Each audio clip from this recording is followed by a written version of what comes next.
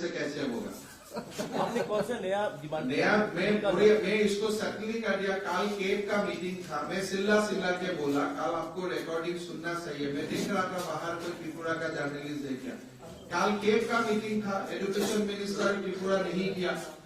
कल central education board का meeting था, जो केप कमेटी बोलता है।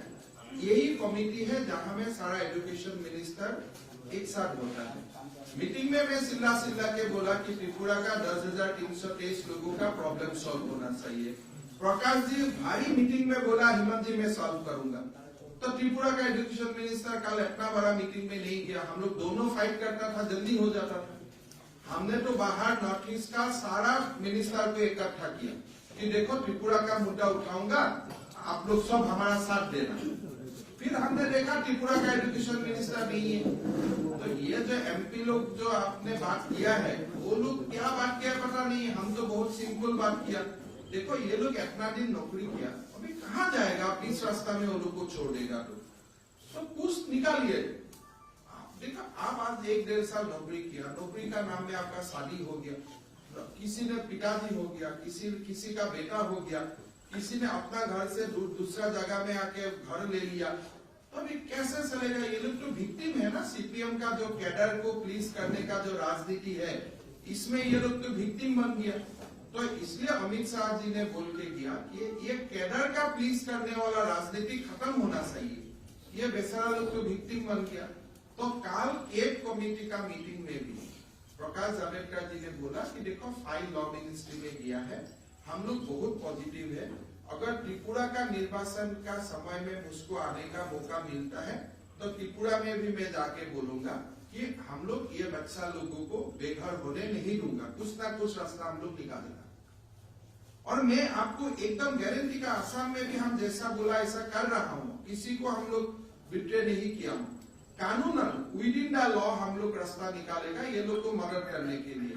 अगर जरूरत हुआ कोई एक्ट का अमेंडमेंट चाहिए, एक्ट का भी अमेंडमेंट करेगा, लेकिन ये वन टाइम होगा, आगे और पीछे नहीं होगा।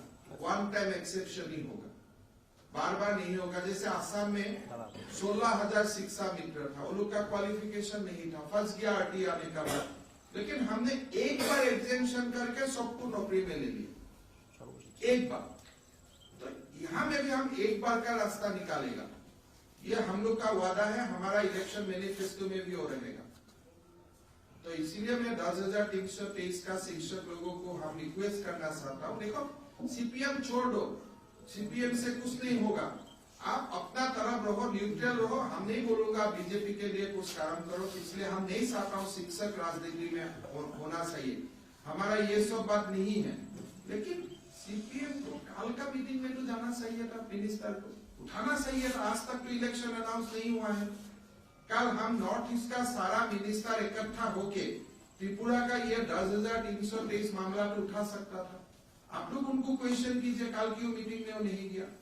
त्रिपुरा में जो सर्व शिक्षा का टीचर का हालत है, और वो स्टेट गवर्नमेंट बजट में उनका बजट प्रोविजन नहीं हुआ है, आरएमएसए का नहीं हुआ है। तो हम लोग तो असम में सर्व शिक्षा अभियान और स्टेट गवर्नमेंट का टीचर को दोनों को इकट्ठा 7 पे कमीशन दे रहा हूँ। आप लोग को आना चाहिए असम में। सर्व शिक्षा अभियान का कॉन्ट्रेक्चुअल टीचर भी 7 पे कमीशन मिलता है, रेगुलर टीचर भी 7 पे कमीशन मिलता है। और मैं आने का बाद 35,000 एसएसए टीचर को ऑलरेडी रेगुलराइज कर लिया गवर्नमेंट ने। तो ये काम त्रिपुरा में भी करेगा। अगर एक बीजेपी सरकार आसाम में किया है तो सेम बीजेपी सरकार त्रिपुरा में भी करेगा। सेंट्रल गवर्नमेंट में एक नोटिस किया हुआ है।